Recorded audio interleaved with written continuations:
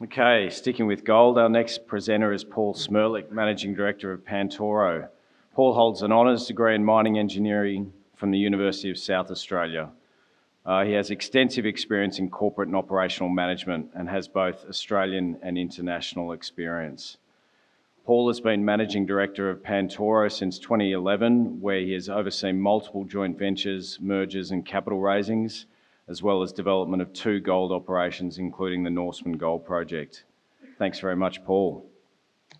Thanks very much, and thanks everyone for sticking around for the presentation this morning, and thanks also to Diggers and Dealers. This is the 10th straight year that we've presented Pantoro, and there's been quite a path to get to where we are. So Pantoro Gold today is the 100% owner of the Norseman Goldfield. Norseman is historically the highest grade goldfield in Western Australia. It's produced over 6 million ounces of gold. Historically, it has approximately 5 million ounces of gold in resource. In 2022, we redeveloped the mine, building a new processing plant, commencing underground and open pit mining, and we've continued to grow that position up to where we are today. So as far as our company structure goes, we're in a very good position. We have a strong balance sheet with over $175 million in cash and gold at the end of last quarter. We have no debt. That was all paid out last quarter. We're essentially unhedged. And we have a great shareholder register. You can see there that a large portion of it is institutional, and we've got both domestic and international funds continuing to invest. I think everything's really underpinned by the team that we've built, and you see here the board and the senior management. All I have to say about that is we've all been together for a very long time. So the majority of us have been working together over the last 20 years. Of course, we had the Maloneys, Kevin and Mark, coming into the board when we merged with Tulla to buy the project. And Stuart Matthews, the ex-head of Goldfields in Australia, came onto the board and has a very complementary skill set as we move forward into a real growth phase now. So just looking at where the operation's sitting today, I think in terms of costs, we're right up there with the best of the industry. Our all-in sustaining cost last quarter was below $2,000 an ounce, which I think has been a real standout. We've managed to keep our all-in cost to a manageable level as well, while we're doing a large amount of exploration. So we're doing over $10 million a quarter in exploration, but as you can see in that last quarter, we still banked over $40 million.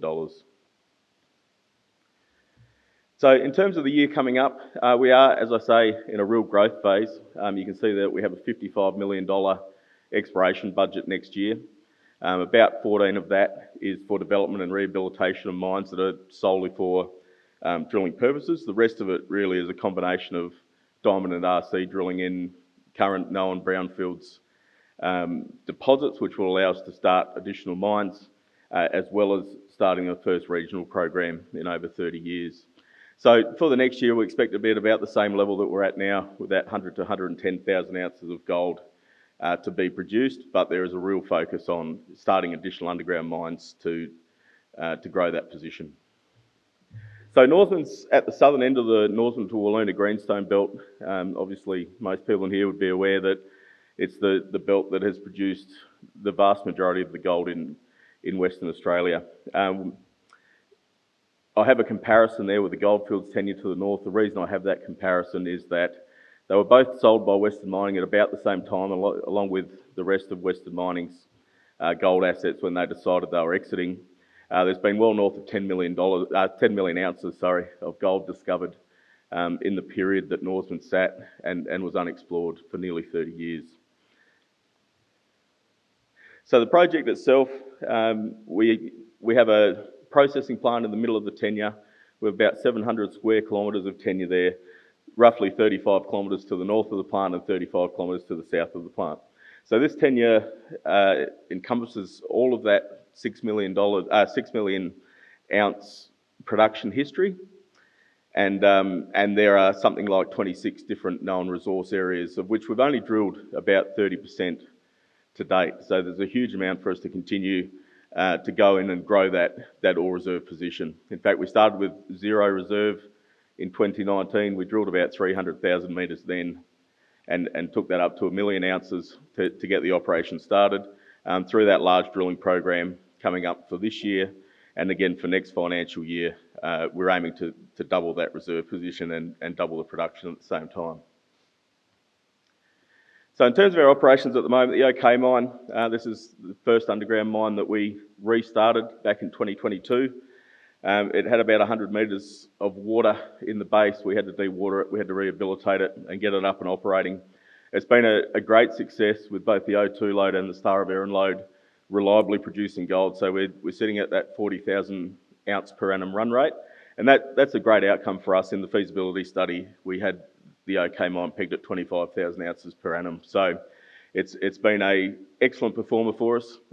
Just this week, or last week actually, we put out our latest round of drilling from the depths of OK. You can see there, getting close to 100 metres below the current resource and reserve. We're seeing some very, very strong hits, often in the hundreds of grams per tonne, as we've seen right throughout that mine. So we're quite confident that this mine will continue to be that base load, around 40,000 ounces at circa 6 gram per tonne material going into the process plant for quite a while into the future. Then we move on to Scotia. So the Scotia Mine was our starting open pit. The open pit that you see there was mined from 2022 until late last year. We had challenges in the open pit, but we saw a great ore body that is very well suited to underground mining. So we actually brought that underground mining forward. We started the underground in May last year, and as of the end of March, we had it up to its sort of nameplate capacity, which in turn saw the whole operation get to that 100,000 ounce run rate. We see a huge amount of growth potential in Scotia. So you can see the growth target that I have highlighted there. The background on that is we drilled the northern side in feasibility to 500 metres below surface. The southern side of the mine, we drilled much shallower, just over 200 metres, knowing that we'd be in and mining underground and able to expand that out as we went forward. So we see a real opportunity here to add an equivalent ore body on the southern side of the mine. You can see that we're mining there at the moment and getting some great results. And in effect, we expect that to see it going from effectively 1,000 ounces of vertical metre to 2,000 ounces of vertical metre if that drilling works well, and in turn that should see Scotia alone producing 100 to 120,000 ounces of gold. Open pits that we have operating at the moment, the Princess Royal Mine, again a small open pit, so we'll be mining this until the end of this calendar year. We then go on to another pit called Gladstone. It produces about 20,000 ounces of gold over the balance of this year, so it is a great addition. But it also, again, gives us an entry to potential underground opportunities, which are very real in this area. So the North Royal Mine that you can see on the right-hand side of the screen there, historically produced at 5,000 ounces per vertical metre. So it's a large mine. It's large, very, very rich ore bodies that produce that at 17 grams per tonne. So these open pits give us the opportunity to get in, drill Princess Royal, so the area below the open pit, but also North Royal from the surface and access into that mine as we move forward. So that's not going to happen in the near term. In the medium term though, we see it as a real growth opportunity. The processing plant as we're operating, I think it's really important for people to understand. I get all the time, why don't you just make the plant a whole lot bigger and throw a whole lot more material through. The real value at Norseman is in the very high grade material, and we see much bigger margins from those high grade undergrounds. And so hopefully you can see those tables and what the grade does in that plant. We see it as being a very real opportunity to add 2 additional underground mines over the next couple of years, bring that feed grade up from the circa 3 grams that it is now to somewhere between 5 and 7 grams a tonne, and that'll see us at 200,000 ounces plus. As you can see there, the opportunities are unlimited in terms of high grade drill outs on the site, not unlimited, but close to. So, when we get to that 200,000 ounces, I think we'll be talking about how we then move to 3. So it's a pretty simple strategy. You can see all the grey colours here, the open pit material that we have there right now. So, of course, we do have the reserve that would see us continuing at the same rate of open pit mining that we've had in these early years. But the strategy is to wind those down, keep one pit ticking over, while we bring on additional underground mines and really lift that grade up to get the ultimate production. The next big growth area outside of the mines that we're operating at now, we see as the main field. So the main field has produced over half of that 6 million ounces of gold from the historical operations. Most of that have come from the Marrowa and the Crown Reefs. You can see the thick lines there. And another little mine called Bullen, which was a cross-linking structure. You can see it in black, a dot on the page there. That mine wasn't discovered until the early 1980s. They were mining Marrowa, literally metres from it, for 50 years before that was discovered. Shows how little exploration was going on as Western Mining pushed the shafts down and continued to mine, but really highlights the opportunity for more of those linking structures as we go forward. That ore body produced 500,000 ounces at 10 grams a tonne once it was discovered. So the other great thing that Bullen did for us was the whole field was previously shaft and rail.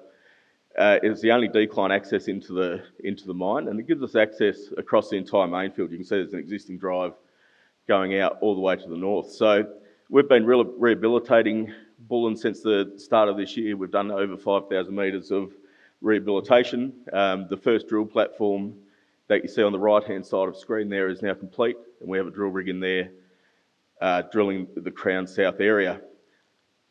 Having a look at the Crown area in a long view, you can see here an ore body that is about 2.5 kilometres long, as it is presently known.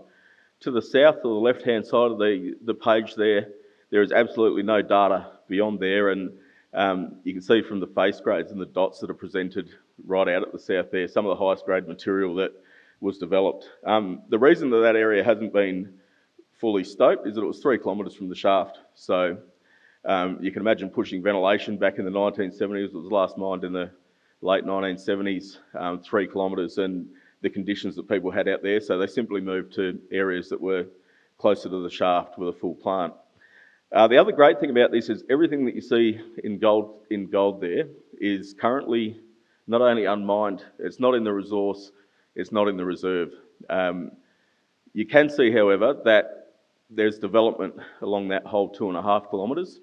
That development, when you peel the stoping grades away, looks very, very similar to the grade of development in the upper half of the ore body. So we're very confident as we go in and drill this ore body that we're drilling into known high grades that have got existing small-scale development grades in place. So while we have a really big exploration budget, we very much see it as a drill out rather than raw exploration. 2.5 kilometres of strike, that's at least 3 declines, possibly 4 declines. So again, going back to our desire to start at least 2 additional declines in the next 2 years, you can see why we're so confident that we'll do that. At the southern end of the main field, if you go back a couple of slides, when you have another look at this later tonight, we have an area called Butterfly. So we've been drilling Butterfly since last September. They're all our results that are listed there, 4 different areas. The Pasco's crosslink is one for me to highlight. It's very similar in nature to that Bullen deposit. We're drilling pretty hard in there at the moment, and what we're seeing is good high-grade mineralisation to within 400 metres of the OK underground mine now. So we believe that we have an access straight from the OK decline to get into this area and again start another mining position. So with that in mind, both this area and Bullen are fully permitted. We can start production from a statutory point of view tomorrow if we wish to. And then getting on to the regional exploration. So I mentioned it earlier, Norseman hasn't been explored for the best part of 30 years now.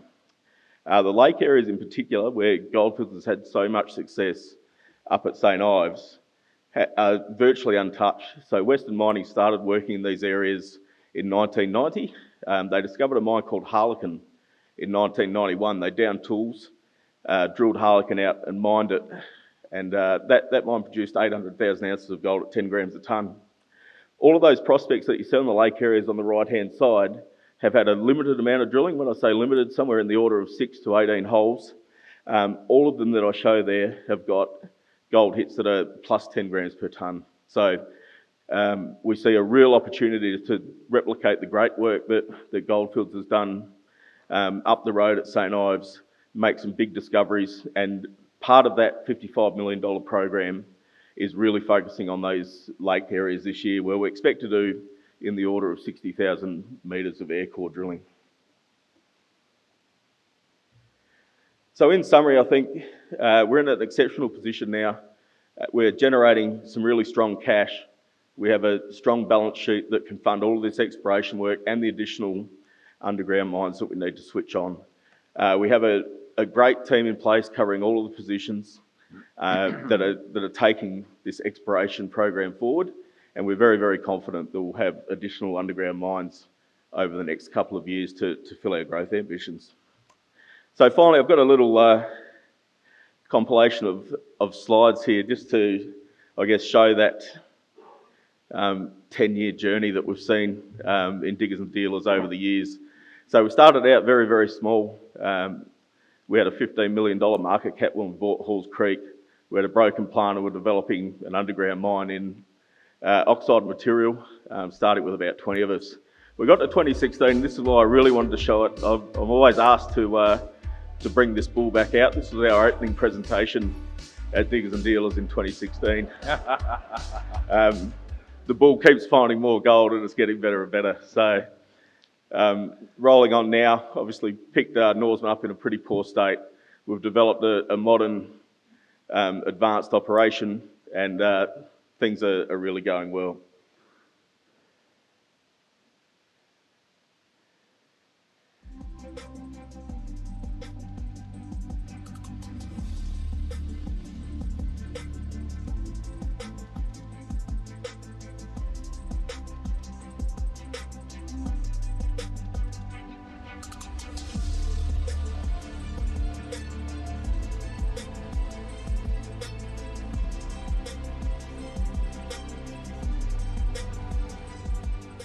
So thank you very much. Looking forward to the next 10. Thank you.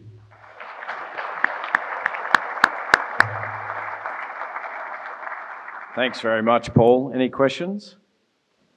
I just had a quick one, Paul. The exploration up towards St Ives on the lake looks really interesting. You mentioned you're spending $55 million up there. Over what sort of period of time is that? Look, there's $55 million for our total budget for next year, so right. that's inclusive of the main field Yep. and our existing mines at Scotia and OK. Yep.